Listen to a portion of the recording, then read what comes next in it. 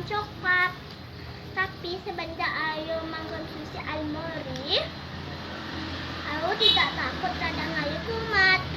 Makanya Ayu mengajak teman-teman bapak ibu untuk mengkonsumsi Almori juga.